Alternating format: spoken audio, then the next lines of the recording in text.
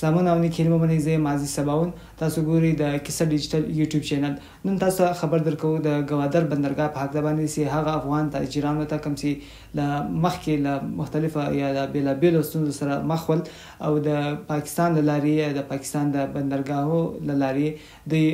تجارت مالونه په وړل او راوړلو کې د مشکلات سره مخ وو. پاکستاني حکومت اعلان کړی چې د ګوادر بندرګاه له لارې به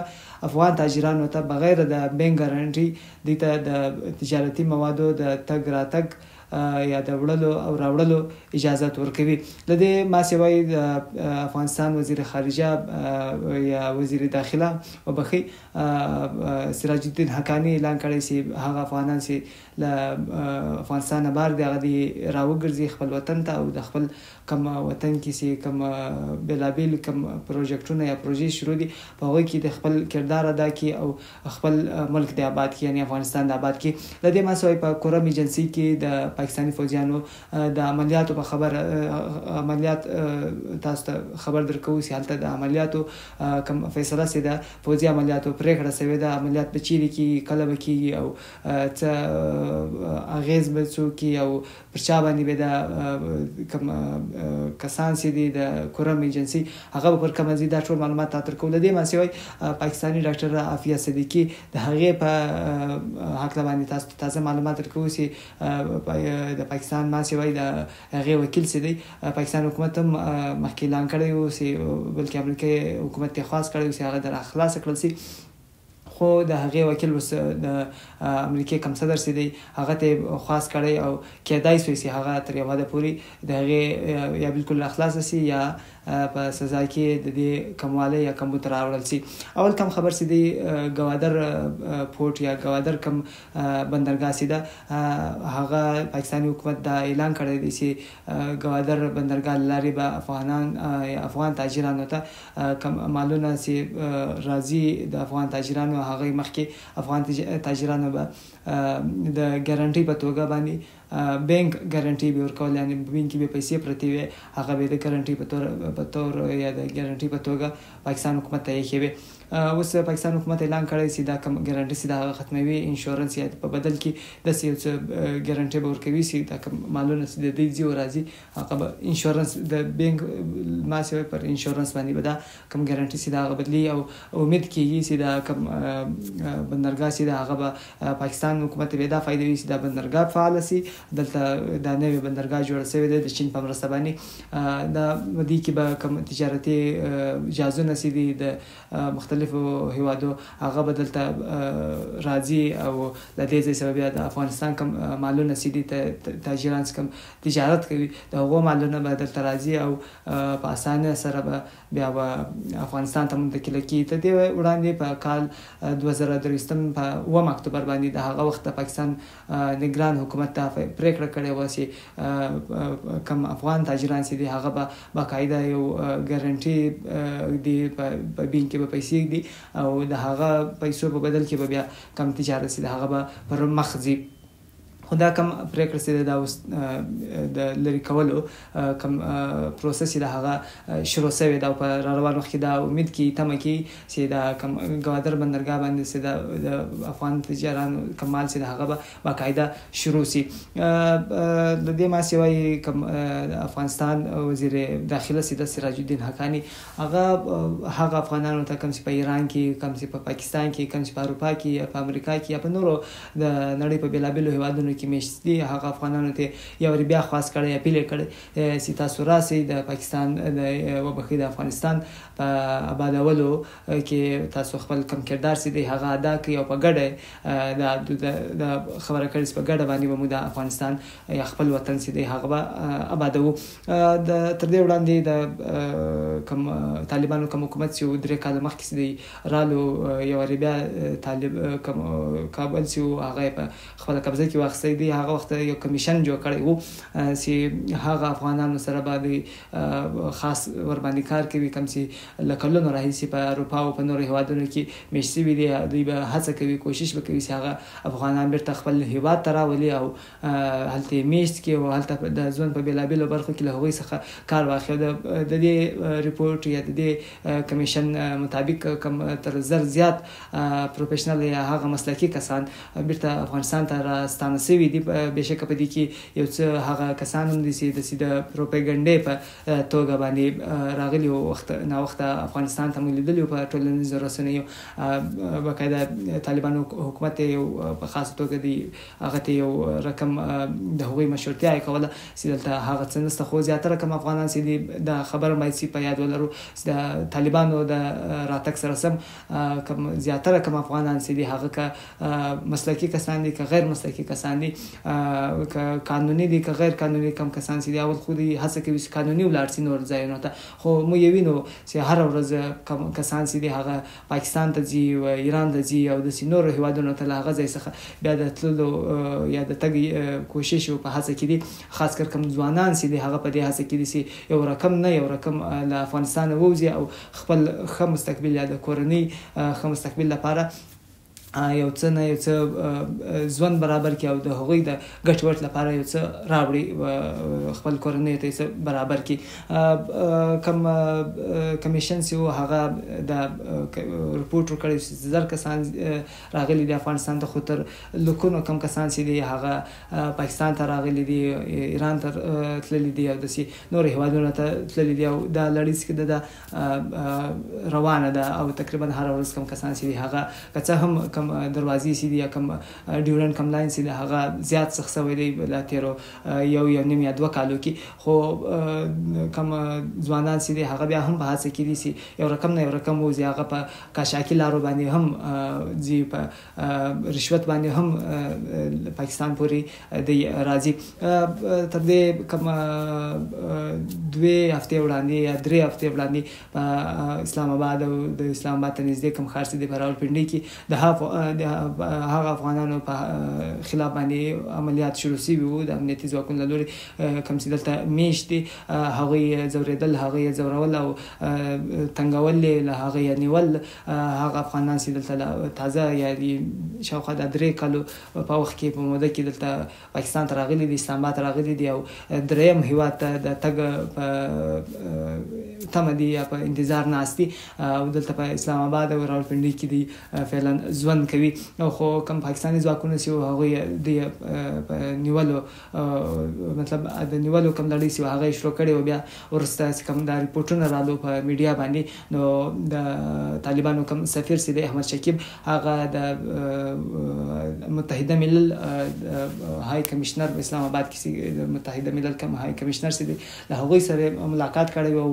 د خاصې ځینې کړی او چې پر پاکستاني ځواکونه یا پر پاکستاني حکومت فشار راوړل سي ترڅو دا کوم افغانان چې دي په اسلام آباد او په راولپنډي کې هغه دې نه نیول کېږي هغه دې نه ځورول کېږي. په دې کوم ملاقات وروسته د پاکستان وزیر خارجه اسحاق ډار یا کوم مرستیال وزیر اعظم چې دی هغه هم یو خپل کابینه راغوښتې وه خپل کوم کسان چې هغه یې راغوښتي وو او فیصله یې کړې د دې افغانانو په هکله باندې د دې فیصلې کوم تفصیلات چې هغه تر اوسه پورې رسنیو ته نه راوتلي څنګه راځي هغه به هم د تاسو سره شاملوو. خو کوم تعلق چې دی د افغانستان او د پاکستان تر یو حده پورې په تیرو یو نیم هفته کې موږ دا ګورو چې هغه تر یو حده پورې په ښه والي طرف روان دي. که څه هم تېره میاشت کوم د خوست باندې هلته کوم د پاکستاني ځواکونو له لوري هلته هوایي حملې وسوې بیا کوم حالات چې هغه د پاکستان او د افغانستان تر مابین زیات د خرابې لوري ته روان وو. خو اوس د یو نیم هفته کې یو څه حالات ورځ تر بلې د ښه کېدو پر لوري روان دي. په دې کې غټ کردار د پاکستان له لوري د افغانستان لپاره کوم خصوصي کوم نماینده سي د محمد صادق هغه زیات ګڼل کیږي ولې سي هغه د افغانستان کم کسان سي د حکومتي کسان سي له هغوی سره وخت نا وخت مسلسل انګیج له هغوی سره ویني او د ګوادر کم پورت سي د یا د ګوادر کم بندرګاه سي د هغه کم سہولیت سي د یا د افغانانو کم نه نیول یا نه ضرول هغه کې د دوه زیات کم کردار سي د هغه په ډاګه کې دغه کم د پاکستان او د افغانستان کم حالات سي د هغه د معلومولو یا د هغه پریکړه په حق باندې دوه ورځې وړاندې د پاکستان فوج سرلشکر جنرال عاصم منیر هم پیښور ته تللی ولته د سیاسي ګوندونو کم نمائندگان سي له هغوی سره ملاقات کړی او د ټي ټي پی یا د تحریک طالبان پاکستان په حق باندې خورا او بحثونه کړي او د خبرو تر دغه پولیس مطلب د خبرې کم راوتلې دي تر هغه ځای پورې دا معلومه شوې ده چې کم الته ګوندونه کم شامل او هغوی دا پریکړه کړې او یا دا مشوره ورکړې و چې د هیڅ کم پوځي عملیات چې د هغه په حق کې نه دي د اوس هم د ټي ټي پی یا د تحریک طالبان پاکستان سره د مذاکرات د هغوی سره د مذاکرات په حق کې دي باید له هغوی سره مذاکرات وشي دی باندې وڅ کې مذاکرات وکړي فوځي عملیات وکړي یا دغه کم د خوست پر کم هوایي بریدونه به روانو وختونو کې دا تر اوسه پورې نه دی معلوم او دا به ګورو چې پاکستاني کم فوج دی هغه څه فیصله کوي ولې اخیری فیصله سي ده هغه همیش د دوی نورس کم دی یوازې د مشورې تر حده پورې وي د کورم ایجنسی خبره کو په کورم ایجنسی کې د شیعه سنی کم فسادات سي دي هغه د تیر 2 میاشتو رئیس زیات شمیر دي او هلته کم حالات سي دي هغه زیات خراب سي دي او هلته کم کسان دي هلته سیمیش دي هغه بالکل د خوراکي مواد او د دوايي کم توکي هغوی ته لاسرسي نه لري او هلته هر څه په ختمېدو دي بیا 3 ورځې وړاندې هلته یو قافله تلسي د خوراکي مواد او د کم دوايي سي هغه وړلې د خیبر پښتونخوا په کم حکومت سي د هغوی په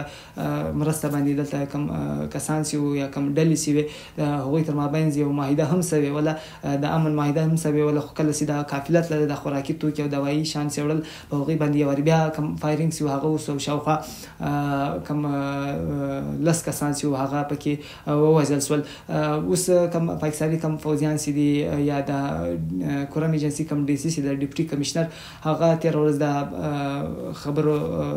خبرې کړې اوسي